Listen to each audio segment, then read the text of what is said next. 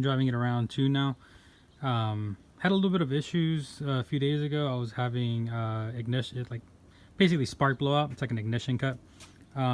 So swapped out the plugs and seemed to fix the issue.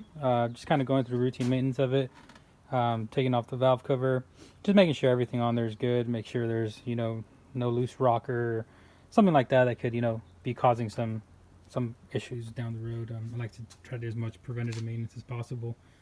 So far it's been going great. Like I mentioned in my last video, we were able to max out the internal wastegate. So I'm not sure if you guys are familiar, but this is the newer style FP Red, and it is internal wastegate still. So they're only rated for about 29-30 psi on the internal wastegate. The moment we try to get that, it's pretty hard to get internal wastegate to give you exact psi consistently.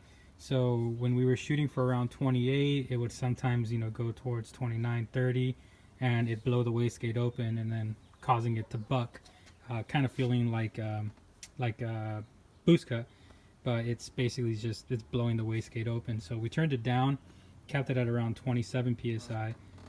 But here in Northern California, as many of you who are around here might know, it's been really cool lately.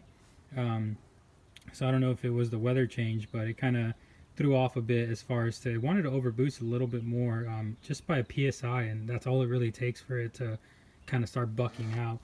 And it's more at the top end, so by all means it's not a low end buck, it's just up top. It just wants to cut out a bit. That was at before I had to turn down the boost. I did it about half a turn on my Hallman. So once I did that, I replaced the plugs, gapped them. I'm running the BR7ES. I was initially running the 8ES. My tuner recommended me to go with the 7ES and just gap it at 0.017. So I did that. Car feels great. Pulls amazing. It's hard to say if it pulls harder than it did before with just the 8, 2, and 7 plug, but I mean the cooler weather definitely does help, and it's pulling amazing. Much stronger than it did in the past. But again, maybe that could just be in my head. Sometimes with when you're driving a car tuned for so long, you kind of get used to it, and at night you're just like, whoa, what the heck. It's kind of where I'm at with this right now. I did upgrade the motor mount. I don't know if you guys saw my last video. This motor mount here was the stock one, so I finally put on my urethane. Vibrates a lot. Just a heads up, if you guys are going with the polyurethane inserts, they are very vibrating. They vibrate your car a lot. So aside from that, I did clean up a bit of my vacuum lines. I was running methanol injection. I'm currently not anymore. I'm just on straight E85. And I had my vacuum to the meth controller teed into my blow-off valve, so I deleted that and just ran one straight vacuum line from the blow-off valve to the back of the intake manifold. And I kind of ran into a bit of an issue with that. I don't know if you guys or anyone who's watched this has ever ran methanol, but the moment I deleted the methanol vacuum going to the methanol controller, I went up in boost. So I'm not sure if the line running into the controller had a bit of a boost leak, but the moment I deleted that and ran just a straight vacuum line to the blow-off valve, it started giving me that overboosting issue as well. So it was spiking, well, not spiking, but it would go up to literally almost 30 psi before redline, which was causing a lot of the bucking issue and like pulling back type of feeling up top, ignition blowout or the wastegate blowout. Couldn't determine what it was, and come to find out, I'm 99% certain that some way, shape, or form that AEM methanol kit with the vacuum line running to it was either leaking or slowing down the vacuum passageway or something. I don't know. Fact of the matter is, it was doing that. I turned down the boost. It's fine now. Now it's at the PSI we got tuned for, which was right around 26 PSI, 27. And it's been good so far after changing the plugs and doing the gap. Everything inside the head looks pretty good. I am running the Kigley Racing HLA. If you don't know what that is, it's like an oil restrictor for the head. It limits the amount of oil that stays on the head and kind of keeps the oil down under where it needs to be, which is in the pan or in the block. And so, I mean, just a good little thing. I mean, I know people with the stock ones have been doing who knows how fast. So, and who knows for how long. I just did it. I got a screaming deal on it, brand new. Huge shout out to STM Performance. I want to say that's where I picked it up from. They had a sale on Black Friday, and I just couldn't say no to it. And I am running the comp cams. They're basically 272s. Still running the stock 1G lifters. This is a 2G head. Yes, I know I should be running some 3G revised lifters or something like that, but I did run the 3G revised, and I had some issues with them. They were very, very, very problematic. They were ticking so much, and it was just giving me all sorts of issues, super loud engine noise. I took them off, put on some 1G lifters, and it solved my issue 100%. Quieted it down a lot, and it's just been great. My motor sounds extremely quiet now after going from the 3G revised lifters to these. The brand I did use, if I'm not mistaken, was ITM.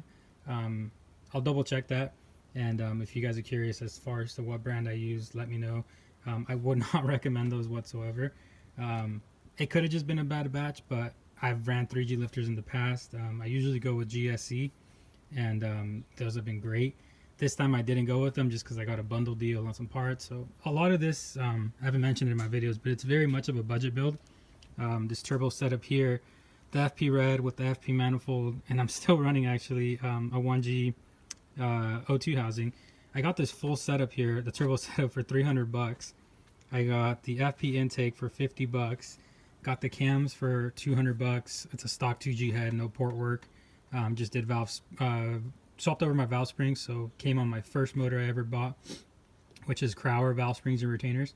And I did go with some SuperTech valve seals just because it was out and I wanted it all freshened up. Still the stock valves, nothing oversized. I did get them kind of reseated just to make sure everything was sitting right and compression was good. And other than that, I mean, injectors, I got them in a trade. The Fuel Lab fuel filter, I think I paid like 50 bucks on the group pages off Facebook. Intake manifold, I paid like 200 bucks, 250 bucks shipped if I'm not mistaken. Megan coilovers, I paid 150, paid 30 bucks shipping, so 180, which was a screaming deal. Fuel pressure regulator, I got that actually from a tuner in the Bay Area, and he deals with Evos. I think I paid like 50 bucks for that. Intercooler kit, that's the one thing I did buy brand new, which is the VRSF. I did get everything welded. I don't like doing, just the tapping and JB weld. I had that in the past and learned my lesson. Get your stuff welded, get it all done right. You won't have any issues. Tile blow off valve, I paid 80 bucks for it, shipped. Screaming deal. It's actually authentic. So the way to tell if they're authentic is made in USA is usually right on the opposite side of the tile, and then run the serial numbers. I did that and verified it was true. Catch can setup, paid 50 bucks shipped for it. Works amazing. I get no smoke, no oil blow by, nothing. My dipstick is still the original one, so not much force to get it out there. And yeah, I mean, fairly basic setup. I can't elaborate enough how much you're able to get out of these cars with just basic bolt-ons. The only thing I did kind of splurge on a bit was the block. I did get it. It's a 2.3 stroker. A buddy of mine bought it. I got it from him in a bundle deal. So I basically paid $1,000 for the built block. The 2G head, I just had it laying around. And that's been about it. So all in all, I mean, it's really not a huge expense to build something like this. Right now I'm currently just doing my valve cover. If you guys saw my last video, it was just kind of like a brushed aluminum. So I sanded it down, put on some primer. Not the greatest, but looks pretty good. And I'm going to be going with a VHT Wrinkle Plus. It's basically Wrinkle Black. Just kind of give it a little bit of a appealing look to it. I did paint over my little ports there, but it's not a big deal. I'm actually going to be taking those off, getting them welded. They don't leak, but I just want the look of it welded. This is kind of more of just a temporary thing to do, just because I'm curious and wanted to get some content for this video. Yeah, I mean, so yeah, this is pretty much it. Just wanted to post something to kind of keep you guys in the loop as far as to how we're doing with this car. Have a few races lined up.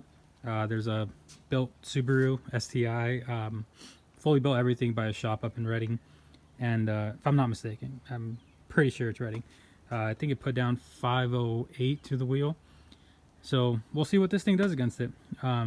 Aside from that, there is a track day coming up in Reading, October 25th, if I'm not mistaken. It's the last Saturday before Thanksgiving. I mean, before Halloween. So I will be trying to run the car at the track. I am hoping that I pass tech. I do have a battery in the rear. I don't have a battery box for it or a kill switch wired up anymore. I took it off because of the whole California law with the exhaust. They were just looking for any excuse to get pulled over, which I did get pulled over a few days ago. I'll post a little quick picture in there if I can. Got pulled over for the modified exhaust, but you know how that goes. Luckily the cop was a really cool guy. He let me go, and yeah, that's that. So aside from that, I'm just gonna keep on wrenching at it. As far as maintenance goes, it is on E85, so you do got to change your oil more often. I just did a fresh batch of some Rotella, the T6, and some fresh BR70S NGK copper plugs, and that should be it. I do have some Stop Tech brake lines that I'm going to be putting on, so just to be a little bit more on the safer side. I got these off of eBay. The seller had them for a really good deal. Cannot pass them up. And yeah, just kind of shooting for a little bit more safety there. Yeah, stay tuned for some more updates, and keep boosting.